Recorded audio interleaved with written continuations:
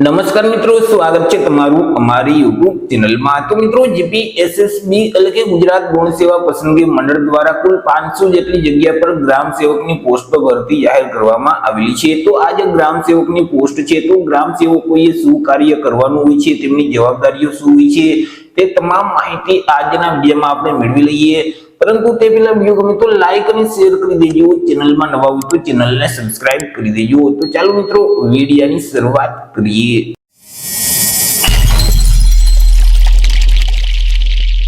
तो मित्रों, गुजरात में जो ग्राम सेवक मुख्य काम है ते गाम विकास, खेती मार्गदर्शन એટલે કે ખેડૂતોને વિવિધ જે ખેતીલક્ષી માર્ગદર્શન આપવાનું જે કામગીરી છે તે ગ્રામ સેવકની હોય છે। તે સિવાય મિત્રો, જે ગામમાં જે વિવિધ સરકારી યોજના છે તો તેનો અમલ કરાવવાની જવાબદારી છે તે ગ્રામ સેવકની હોય છે। અને ગ્રામ વહીવટમાં સહાય સાથે જોડાયેલું આ એક પદ કહી શકાય।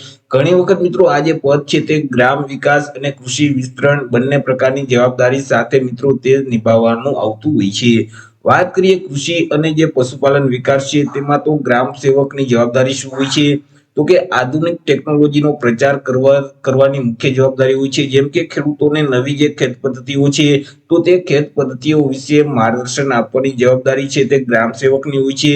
ટપક સિંચાઈ અને વૈજ્ઞાનિક જે વિવિધ જે બિયારણો છે તો તેની જે ખેડૂતોને વિવિધ માહિતી આપવાની જવાબદારી છે તે ગ્રામ સેવકની હોય છે।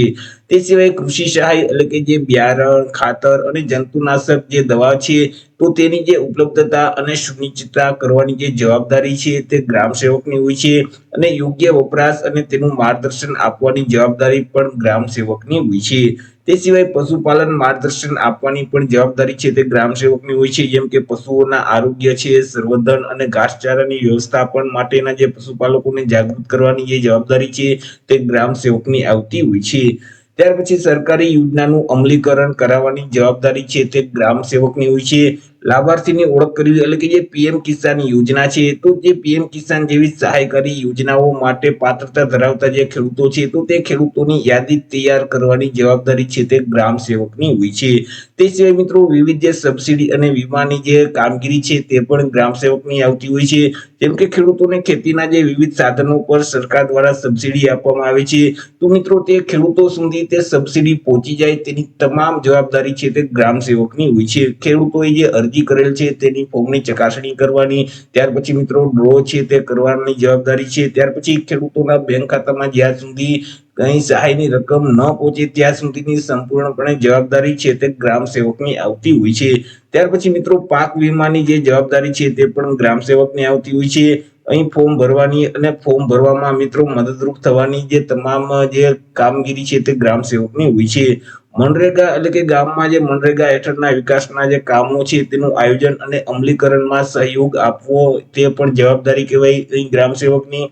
તે સિવાય ગ્રામીણ વહીવટ અને આયોજન વિશે વાત કરીએ તો મિત્રો અહીં ગ્રામ પંચાયતનું જે બજેટ છે અને વાર્ષિક વિકાસ નકશો જે તૈયાર કરવામાં સચિવને મદદ કરવાની જવાબદારી છે તે પણ ગ્રામ સેવકની છે। ગ્રામ પંચાયત અને ખેડૂતો વચ્ચે કડી તરીકે મિત્રો ગ્રામ સેવકોએ કામ છે તે કરવાનું રહેતું હોય છે। અને જ્યારે મિત્રો ગામમાં ગ્રામ સભા જે નું આયોજન થતું હોય છે કે ગ્રામ્ય સભાનું જે આયોજન થતું હોય છે તેમાં જો કૃષિ લગતી કોઈ પણ પ્રશ્ન હોય તો તે પ્રશ્નનું નિરાકરણ તે સભામાં લાવવાની જવાબદારી છે તે ગ્રામ સેવકની હોય છે। ત્યાર પછી ગામની જમીન, પાક વિસ્તાર છે, વરસાદ છે, પશુધનની આંકડા કે તમામ માહિતી જાળવવાની જવાબદારી છે તે ગ્રામ સેવકની હોય છે। અને ગામમાં ચાલી રહેલી જે પ્રવૃત્તિઓ છે તેનો એક અહેવાલ તૈયાર કરી અને તે અહેવાલ તાલુકા વિકાસ અધિકારીને નિયમિતપણે સોંપવાની જવાબદારી છે તે ગ્રામ સેવકની હોય છે।